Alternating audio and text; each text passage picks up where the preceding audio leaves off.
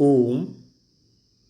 प्रिय विद्यार्थियों, नैतिक शिक्षा की इस कक्षा में आप सबका स्वागत है। आज हम पाठ 11 स्वामी श्रद्धानंद का अध्ययन करने जा रहे हैं। इस पाठ के माध्यम से हम स्वामी श्रद्धानंद के जीवनी के बारे में परिचय प्राप्त करेंगे। तो पाठ का आरंभ। पाप कर्म में डूबे हुए, रास्ता भटके हुए किसी व्यक्ति का जीवन किसी महापुरुष के सत्संग से किस प्रकार एकदम नई दिशा में बदल जाता है, ये स्वामी श्रद्धानंद के जीवन से सीखें कि किस प्रकार जो है व्यक्ति जो है गलत मार्ग पर जीवन के अंदर चलता है और अगर किसी महापुरुष की संगति उसको मिल जाए तो किस प्रकार से उसका जीवन बदल जाता है। ये जो घटना है, ये जो उदाहरण है, स्वामी श्रद्धानंद के जीवन से सीखें। स्वामी श्रद्धानंद का जन्म फाल्गुन कृष्णा त्रयोदशी संवत 1913 ब्रिकमी सन 1856 ईस्वी को जिला जालंधर के तलवन ग्राम में हुआ। कुल पुरोहित ने राशि देकर इनका नाम बृहस्पति रखा, पर इनका घर का नाम मुंशीराम था और यही नाम लोक में प्रसिद्ध हुआ। इनके पिता नानकचंद उत्तर प्रदेश में पुलिस अधिकारी थे। पुलिस वालों के खान पान और गुण दोष उनमें भी थे, पर वे रामचरितमानस के भक्त थे और प्रतिदिन रात को 9 बजे से 10 बजे तक रामायण का सत्संग लगाते थे। मुंशीराम की स्कूली शिक्षा बनारस में तथा कॉलेज शिक्षा इलाहाबाद में हुई। धनी परिवार में जन्म, पुलिस अफसर के लाडले और युवावस्था, इन तीनों के एक साथ मिल जाने पर अनिश्वरवादी पाश्चात्य शिक्षा ने उनके जीवन को संयमहीन बना दिया।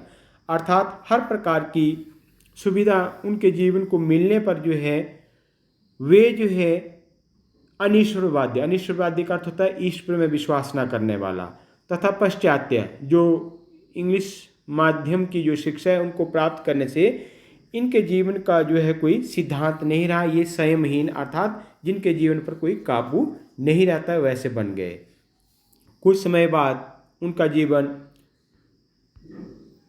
पलटा और वे कट्टर मूर्ति पूजक, रामायण पाठी और ब्रह्म मुहूर्त में गंगा स्नान करने वाले बन गए। ब्रह्म मुहूर्त जो सुबह का समय होता है 3 से 5 बजे का समय, वो ब्रह्म मुहूर्त माना जाता है। सुबह का पहला पहर जो है वो माना जाता है। तो ब्रह्म मुहूर्त में गंगा स्नान करने वाले बन गए। अगले दौर में वे कमर में छुरी बांधकर गुंडों के दल से कुश्ती करते और लाठी चलाते देखे गए। काशी के पांडे पुजारियों के पाखंडी जीवन को देखकर एक बार उन्होंने ईसाई बनने का संकल्प किया, किंतु एक पादरी के दुराचार को देखकर उल्टे पांव लौट आए। दुराचार का मतलब बुरे कर्म को देखकर सोचा इन सब से नास्तिक ही भले। नास्तिक अर्थ जो ईश्वर की सत्ता में विश्वास नहीं करता है, तो उन्होंने सोचा कि इन सब को अपनाने से बेहतर है कि नास्तिक ही ठीक है। लगभग 21 वर्ष की आयु में मुंशीराम का विवाह जालंधर के राय शालिग्राम की पुत्री शिव देवी के साथ हुआ।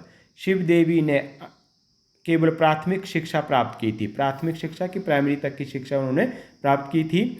मुंशीराम ने उसे आगे पढ़ाने का निश्चय किया। कुछ ही दिनों में शिव देवी ने अपनी सेवा भक्ति से मुंशीराम के हृदय को जीत लिया और इनका शराब पीना छुड़ा दिया। एक बार बरेली में महर्षि दयानंद पधारे थे। महर्षि दयानंद कहाँ पर पधारे थे? बरेली में। उनकी सभा की व्यवस्था का दायित्व सरकार की ओर से नानकचंद जी को सौंपा गया। स्वामी जी का भाषण हुआ। नानकचंद उनके अपूर्व तेज और भाषण से बड़े प्रभावित हुए और अगले दिन पुत्र मुंशीराम को भी साथ ले गए। परमात्मा के निज नाम ओम पर स्वामी जी का व्याख्यान हुआ, अर्थात उपदेश हुआ। ऋषि की दिव्य आदित्य मूर्ति को देखकर उनके भाषण को सुनकर नास्तिक होते हुए मुंशीराम आनंद मग्न हो गए। अर्थात ईश्वर की सत्ता पर विश्वास नहीं करते थे, फिर भी ये इनको आनंद की अनुभूति हुई। उनका हृदय ऋषि के प्रति श्रद्धा से भर गया। मुंशीराम ने वकालत की शिक्षा लाहौर में प्राप्त की और वहीं वकालत करने लगे। वहीं उन्हें सत्यार्थ प्रकाश पढ़ने को मिला। सत्यार्थ प्रकाश जो है स्वामी दयानंद के द्वारा लिखा हुआ ग्रंथ है सत्यार्थ प्रकाश। वहीं इनको पढ़ने का अवसर मिला, मौका मिला। इस ग्रंथ ने उनकी काया पलट कर दी। काया पलट का होता है कि उनके जीवन को परिवर्तित कर दिया, अर्थात उनके जीवन जो बदल गया। वे आर्य समाज के सदस्य बन गए। जालंधर में वकालत करते हुए कभी झूठे मुकदमे नहीं लेते थे, अतः उनके सत्य प्रेम का सिक्का जम गया और वे जालंधर के प्रमुख वकीलों में गिने जाने लगे। किंतु वे वकालत के साथ साथ आर्य समाज के कामों में लगे रहते थे। उन्होंने अपनी पुत्री का विवाह जात पात तोड़कर किया। कन्याओं की शिक्षा के लिए पाठशाला खोली, दलितोद्धार के लिए काम किया। दलितोद्धार का जो हमारे जात पात का जो भेदभाव था उसको दूर करने के लिए काम किया।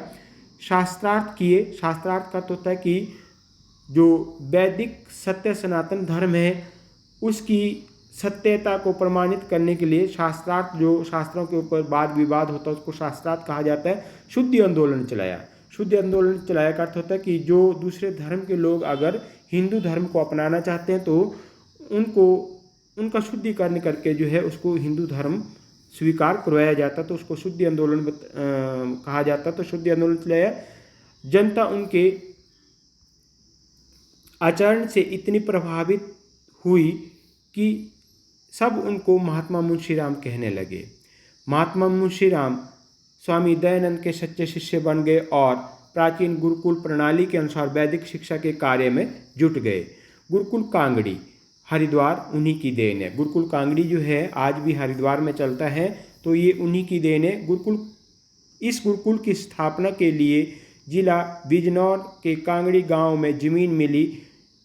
गुरुकुल के लिए धन संग्रह के लिए उन्होंने समूचे देश का दौरा किया, पूरे देश का दौरा किया।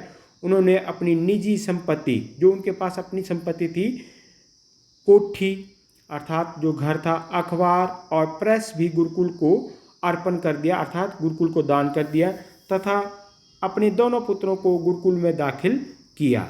गुरुकुल भूमि के बाढ़ग्रस्त हो जाने के बाद ये गुरुकुल हरिद्वार के निकट स्थानांतरित किया गया। जब जो गुरुकुल जो था गुरुकुल कांगड़ी ये बाढ़ग्रस्त अर्थात बाढ़ की चपेट में आ जाने के कारण इसको बाद में जो है गुरुकुल जो हरिद्वार के निकट जो है बदला गया, वहाँ पर बनाया गया, स्थानांतरित करता है बदला गया। अब ये विश्वविद्यालय का रूप ले चुका है। महात्मा मुंशीराम इस गुरुकुल के 17 वर्ष तक आचार्य और मुख्य अधिष्ठाता रहे, अर्थात 17 वर्ष तक इस गुरुकुल के प्रिंसिपल और अध्यक्ष रहे। मुख्य अधिष्ठाता का अर्थ अध्यक्ष। गुरुकुल की शिक्षा तथा देशभक्ति की भावना के कारण विदेशी सरकार घबरा उठी। वायसराय तथा उत्तर प्रदेश के गवर्नर एवं कई अन्य ब्रिटिश अधिकारी गुरुकुल पहुंचे, पर वे ऐसा प्रमाण नहीं खोज पाए जिसके बल पर इस संस्था को देशद्रोही घोषित किया जा सकता। सन 1900 से 1912 तक का समय आर्य समाज के लिए परीक्षा काल था। उस समय आर्य समाजियों को देशद्रोही मानकर गोरी नौकरशाही के इशारे पर परेशान किया जाता था। इस कठिन समय में आर्य समाज का नेतृत्व महात्मा मुंशीराम ने ही किया, अर्थात संचालन जो किया उस समय आर्य समाज का महात्मा मुंशीराम ने ही किया। सरकार की ओर से गुरुकुल के लिए बार बार सहायता का प्रस्ताव किया गया, पर स्वामी जी ने उसे स्वीकार नहीं किया। वे नहीं चाहते थे गुरुकुल की स्वतंत्रता पैसे के लिए सरकार के हाथों बेच दी जाए। महात्मा मुंशीराम हिंदी के भक्त थे। वे एक साप्ताहिक पत्र सधर्म प्रचारक उर्दू में निकालते थे। उन्होंने उसको रातों रात हिंदी में बदल दिया और वर्षों तक घाटा सहकर भी इसे चलाया। इसके अतिरिक्त उन्होंने श्रद्धा नामक साप्ताहिक गुरुकुल से और अर्जुन नामक दैनिक दिल्ली से हिंदी में ही निकाला। गुरुकुल में विज्ञान सहित समस्त विषयों का शिक्षा माध्यम हिंदी ही रखा गया। हिंदी में विज्ञान की कई पुस्तकें प्रकाशित कराई। 18 अप्रैल 1917 को महात्मा मुंशीराम ने ये गुरुकुल आर्य प्रतिनिधि सभा पंजाब को सौंपकर संन्यास ले लिया और श्रद्धानंद बन गए। तो महात्मा मुंशीराम सिंह का जो नाम है वो श्रद्धानंद रखा गया, क्योंकि संन्यास धारण करने के बाद जो व्यक्ति का जो बचपन का नाम होता है वो बदल जाता है और संन्यास के अनुसार गुरु के द्वारा नया नाम दिया जाता। तो इनका जो नाम रखा गया वो श्रद्धानंद रखा गया। उस समय वे आर्य समाज के लगभग सभी बड़ी संस्थाओं के शीर्षस्थ नेता थे, अर्थात उच्च स्तर के जो नेता थे। गांधी जी उन्हें बड़ा भाई मानते थे। उन्हें कर्मवीर गांधी से महात्मा गांधी की पदवी देने वाले स्वामी श्रद्धानंद ही थे। तो जो स्वामी श्रद्धानंद ने जो है महात्मा गांधी को कर्मवीर से महात्मा गांधी की उपाधि किसने दी? स्वामी श्रद्धानंद ने। महात्मा गांधी ने रॉलेट एक्ट के विरुद्ध जब सत्याग्रह की घोषणा की तो सत्याग्रह के प्रतिज्ञा पत्र पर हस्ताक्षर करने वाले पहले व्यक्ति स्वामी जी ही थे। इस काले कानून के विरोध में समूचे देश में जो हड़ताल और आंदोलन हुआ उसका नेतृत्व गांधी जी के नज़रबंद हो जाने पर स्वामी जी ने ही अपने हाथ में लिया। उन दिनों दिल्ली में राम राज्य था। अदालतों में मुकदमे जाने बंद हो गए थे। कसाईयों ने पशु हत्या बंद कर दी थी। सब मुकदमों का फैसला स्वामी जी के नया बाजार स्थित निवास स्थान पर होता था। हिंदू मुस्लिम एकता पूर्ण थी। जलियांवाला बाग की हत्याकांड के बाद स्वामी जी ने पीड़ितों की सहायता के लिए सेवा समिति की स्थापना की। अमृतसर के कांग्रेस अधिवेशन का उत्तरदायित्व संभाला। स्वामी जी पहले व्यक्ति थे जिन्होंने कांग्रेस मंच से वेद मंत्र के उच्चारण के साथ हिंदी में भाषण दिया। उन्होंने छुआछूत और शराब के विरोध में कांग्रेस के कार्यक्रम का अंग बनाने पर बल दिया। छुआछूत का जो ऊंच नीच का भेदभाव है उसको दूर करने के लिए और शराब के विरोध में जो है कांग्रेस के कार्यक्रम का अंग बनाने पर बल दिया। जब सिखों का गुरु का बाग सत्याग्रह चला तो वे अस्वस्थ होते हुए जेल गए। अस्वस्थ का तब बीमार। स्वामी श्रद्धानंद कांग्रेस की मुस्लिम तुष्टीकरण नीति से सहमत नहीं थे। जब मुसलमानों को तबलीग अर्थात धर्म परिवर्तन का अधिकार है तो हिंदुओं को शुद्धिकरण का क्यों नहीं? इस प्रश्न पर स्वामी जी कांग्रेस से अलग हो गए। उनके शुद्धि आंदोलन से हजारों मुसलमानों को हिंदू धर्म में वापस लाया गया। किंतु जब माता पिता की रजामंदी से कराची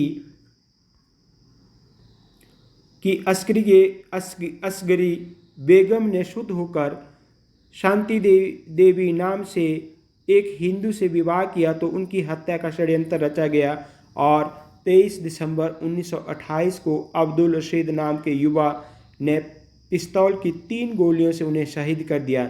इस प्रकार अपने समस्त जीवन को धर्म, राष्ट्रभाषा और जनता की सेवा में अर्पित करके ये दिव्य ज्योति परम ज्योति में समा गई।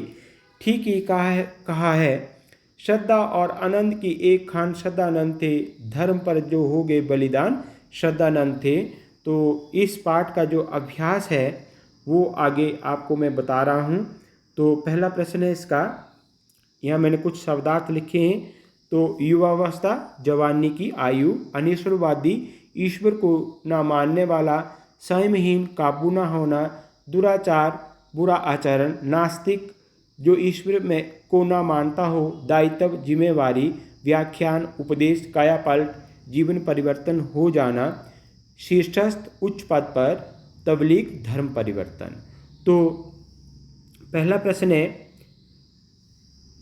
मुंशीराम ने स्वामी दयानंद के दर्शन पहले कहाँ किए? बरेली में। उत्तर है बरेली में। फिर प्रश्न नंबर 2, वकालत के साथ साथ मुंशीराम आर्य समाज के किन कामों में लगे रहते थे? उत्तर 2, वकालत के साथ साथ मुंशीराम आर्य समाज के कामों में लगे रहते थे। उन्होंने अपनी पुत्री का विवाह जात पात तोड़कर किया, कन्याओं की शिक्षा के लिए पाठशाला खोली, दलितों उद्धार के लिए काम किया, शास्त्रार्थ किए तथा शुद्धि आंदोलन चलाया। प्रश्न नंबर 3, महात्मा मुंशीराम गुरुकुल कांगड़ी के कितने वर्ष तक मुख्य अधिष्ठाता रहे? तो उत्तर है 17 वर्ष तक। प्रश्न नंबर 4, महात्मा मुंशीराम की हिंदी भक्ति उनके किन कार्यों से प्रकट होती है? महात्मा मुंशीराम हिंदी के भक्त थे। वे एक साप्ताहिक पत्र सधर्म प्रचारक जो आप पत्र का नाम लिखेंगे उसको एकल उदाहरण चिन्ह में रखेंगे। तो सधर्म प्रचारक, या अंडरलाइन करेंगे इसको, पत्र के नाम को। सधर्म प्रचारक उर्दू में निकालते थे, उन्होंने उसको रातों रात हिंदी में बदल दिया और वर्षों तक घाटा सहकर भी इसे चलाया। इसके अतिरिक्त उन्होंने श्रद्धा, ये भी पत्र का नाम है तो उसको भी आप अंडरलाइन करेंगे, श्रद्धा नामक साप्ताहिक गुरुकुल से, और अर्जुन नामक, अर्जुन भी ये पत्र का नाम है, इसको भी अंडरलाइन करेंगे, अर्जुन नामक दैनिक दिल्ली से हिंदी में ही निकाला। गुरुकुल में विज्ञान सहित समस्त विषयों का शिक्षा माध्यम हिंदी ही रखा गया। हिंदी में विज्ञान की कई पुस्तकें प्रकाशित कराई। आगे प्रश्न नंबर 5, स्वामी श्रद्धानंद ने कांग्रेस से संबंध क्यों तोड़ा? स्वामी श्रद्धानंद कांग्रेस की मुस्लिम तुष्टीकरण नीति से सहमत नहीं थे। जो मुस्लिम तुष्टीकरण की नीति थी कांग्रेस की, वो उससे जो स्वामी श्रद्धानंद सहमत नहीं थे। जब मुसलमानों को धर्म परिवर्तन का अधिकार है तो हिंदुओं को शुद्धि का क्यों नहीं? इस प्रश्न पर स्वामी जी कांग्रेस से अलग हो गए। तो इस प्रश्न पर स्वामी जो है वो, स्वामी श्रद्धानंद जो है कांग्रेस से क्या हो गए? अलग हो गए। तो इसके बाद अतिरिक्त प्रश्न, कुछ प्रश्न मैंने लिखे हुए हैं। अतिरिक्त प्रश्न, महात्मा मुंशीराम का इनके कुल पुरोहित ने क्या नाम रखा? तो उत्तर है बृहस्पति। फिर आगे प्रश्न नंबर 2, महात्मा मुंशीराम के पिता का क्या नाम था? उत्तर नानक चंद। प्रश्न नंबर 3, महात्मा मुंशीराम ने किस विषय पर स्वामी दयानंद का उपदेश सुना और वे आनंद मगन हो गए? तो उत्तर आया परमात्मा के निज नाम ओम पर। प्रश्न नंबर 4, महात्मा मुंशीराम ने वकालत की शिक्षा कहाँ प्राप्त की? कहाँ में मैं अनुस्वार नहीं लगाया, इसको अनुस्वार लगा लेंगे आप। कहाँ प्राप्त की? उत्तर लाहौर में। प्रश्न नंबर 5, किस ग्रंथ को पढ़कर उनका जीवन बदल गया? सत्यार्थ प्रकाश को। फिर प्रश्न नंबर 6, महात्मा मुंशीराम ने गुरुकुल की स्थापना कहाँ की? किस गुरुकुल की स्थापना की और कहाँ पर की? तो गुरुकुल कांगड़ी और हरिद्वार में। उत्तर आया इसका गुरुकुल कांगड़ी और हरिद्वार में। फिर प्रश्न नंबर 7, संन्यास ग्रहण करने के बाद उनका क्या नाम रखा गया? तो स्वामी, उत्तर में आ गया स्वामी श्रद्धानंद। प्रश्न नंबर 8, महात्मा गांधी को उन्होंने कौन सी उपाधि दी? तो यहाँ मैंने गलत लिखा प्रश्न, इसका जो उत्तर होगा महात्मा गांधी। मैंने कर्मवीर गांधी कर दिया, मैं इसको आगे जब वीडियो उसमें जब डालूंगा तो ठीक कर दूंगा। यहाँ पर लिखेंगे आप महात्मा गांधी, कर्मवीर गांधी नहीं, महात्मा गांधी। तो महात्मा गांधी को उन्होंने कौन सी उपाधि दी?